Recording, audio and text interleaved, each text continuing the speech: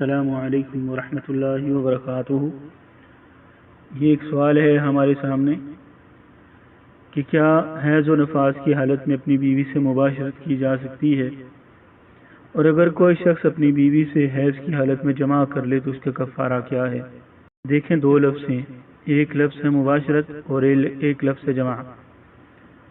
لفظ مباشرت جو ہے یہ بعض اوقات جماع کے بھی معنی میں آتا ہے، یعنی بیوی سے دخول کرنا، بیوی سے جماع کرنا، لیکن بعض اوقات اس کا معنی صرف بیوی کے ساتھ لیٹنا، مباشرت کرنا، یعنی کہ اس کے پاس لیٹنا، لذت حاصل کرنا، بوس و کنار کرنا، لیکن جماع نہ کرنا۔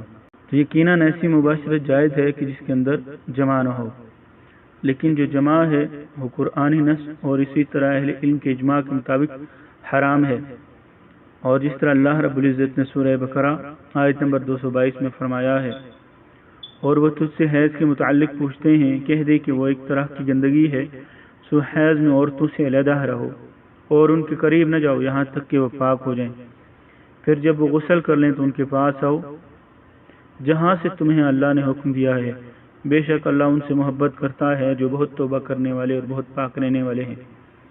سورہ بقرہ آیت نمبر 222۔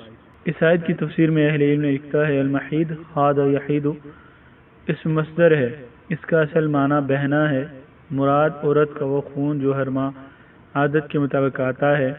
عادت کے خلاف جو خون آئے اسے استحاضہ کہتے ہیں، وہ ایک الگ بیماری ہوتی ہے۔ تو یہ وہ خون ہے جو ہر ماہ ایک عورت کو کچھ دن آتا ہے۔ اذن کا مطلب تکلیف، بیماری اور گندگی تینوں معنی میں آتا ہے۔ نکرہ ہونے کی وجہ سے ایک طرح کی گندگی ترجمہ کیا گیا ہے۔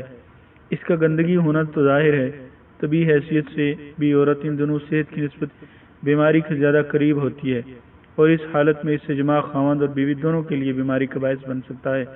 اس حوالے سے شیخ ابن عثیمین رحمہ اللہ لکھتے ہیں، محیض سے مراد حیض والی جگہ اور مدت مراد ہے، اور اس کی جگہ شرمگاہ ہے، لہذا جب تک وہ حالت حیض میں ہے جماع کرنا حرام ہے۔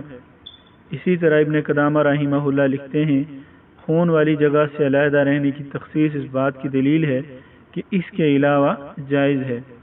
اس حوالے سے ہم جب احادیث کو دیکھتے ہیں تو اللہ کے نبی علیہ السلام سے عورتوں سے حیض کی حالت میں تو اپنی بیویوں سے حیض کی حالت میں مباشرت کرنا ثابت ہے۔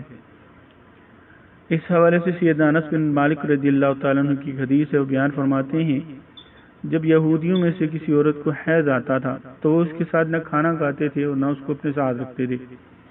نبی علیہ السلام کو جب اس حوالے سے پوچھا گیا تو قرآن مقدس کی یہ آیت نازل ہوئی تو وہ تجھ سے پوچھتے ہیں حیض کے متعلق، تو اللہ رب العزت نے اس حوالے سے مردوں کو منع کر دیا کہ اس حوالے سے ان کے ساتھ جمع نہ کیا جائے، لیکن اللہ کے نبی علیہ السلام نے فرمایا جمع کے علاوہ جو باقی کچھ ہے وہ سب آپ کر سکتے ہو، یعنی بوس و کنار کر سکتے ہو، ان کے ساتھ لیٹ سکتے ہو، ان کے ساتھ کھا پی سکتے ہو، تو یہ چیزیں تمام جائز ہیں۔ جو ممانعت ہے وہ کس کی ہے؟ وہ جمع کی ہے۔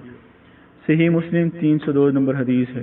اسی طرح سیدہ عائشہ صدیقہ رضی اللہ تعالیٰ عنہ بیان فرماتی ہیں، صحیح بخاری کے اندر یہ حدیث 302 نمبر پہ ہے، اور صحیح مسلم میں 2293 نمبر حدیث ہے۔ ام المومنین بیان فرماتی ہیں، جب ہم میں سے کوئی حائضہ ہوتی اور نبی علیہ السلام اس سے مباشرت کرنا چاہتے تو آپ صلی اللہ علیہ وسلم سے کہتے کہ وہ چادر باندھ لے، یعنی وہ اپنی شلوار کو کس کے باندھ لے۔ حالانکہ وہ بیان فرماتی ہیں، حالانکہ خون کی زیادتی ہوتی تھی، اس کے بعد بدن سے بدن ملاتے یعنی مباشرت کرتے تھے۔ اسی طرح ام المؤمنین سیدہ میمونہ رضی اللہ تعالیٰ عنہ بیان فرماتی ہیں کہ اللہ کے نبی علیہ السلام اپنی بیویوں سے حیض کی حالت میں چادر کے اوپر سے مباشرت کیا کرتے تھے، یعنی اللہ کے نبی علیہ السلام جسم سے جسم ملاتے تھے، اور اسی طرح اللہ کے نبی علیہ السلام کیا کرتے تھے؟ بوس و کنار کرتے تھے۔ اور جو سعودی فتویٰ کمیٹی ہے ان سے اس حالت میں پوچھا گیا تو ان کا جواب یہ تھا کہ حیض کی حالت میں خاوند پر اپنی بیوی سے جماع کرنا حرام ہے، لیکن اسے یہ حق حاصل ہے کہ جماع کے علاوہ مباشرت کر سکتا ہے۔ لہذا ان تمام احادیث کو دیکھتے ہوئے ہم یہ کہہ سکتے ہیں کہ حیض کی حالت میں مباشرت کرنا جائز ہے۔ رہی دوسری چیز جو پوچھی گئی ہے کہ اگر کوئی شخص حالت حیض میں اپنی بیوی سے جماع کر لے تو وہ اس کا کفارہ کیا دے، تو اس حوالے سے جو ہمیں حدیث ملتی ہے، سیدنا عبداللہ بن عباس رضی اللہ تعالیٰ عنہ بیان فرماتے ہیں، اللہ کے نبی علیہ السلام نے فرمایا، جو شخص حیض کی حالت میں اپنی بیوی کے پاس جائے تو 1 دینار یا نصف دینار صدقہ کرے، یعنی اپنی بیوی سے جمع کرے۔ سنن ابو داؤد کے اندر یہ حدیث ہے 2168 نمبر، اسی طرح سنن نسائی کے اندر 290 نمبر ہے، سنن ترمذی میں 136 نمبر ہے، سنن ابن ماجہ میں 640 نمبر ہے۔ شیخ البانی رحمہ اللہ نے اس کو صحیح قرار دیا ہے۔ اب دیکھیں 1 دینار یا نصف دینار جو ہے وہ صدقہ کرنے کا اختیار ہے۔ اگر کوئی شخص امیر ہے تو وہ کیا ہے، وہ 1 دینار کرے گا، اور اگر کوئی شخص متوسط طبقے کا ہے یا غریب ہے تو وہ پھر کیا ہے کہ وہ نصف دینار صدقہ کرے گا، اور اس کے ساتھ ساتھ اس کو اللہ رب العزت سچی توبہ بھی کرنی ہوگی اور آئندہ اس کام سے رکنا ہوگا، کیونکہ اللہ رب العزت نے اس عمل سے منع فرمایا ہے۔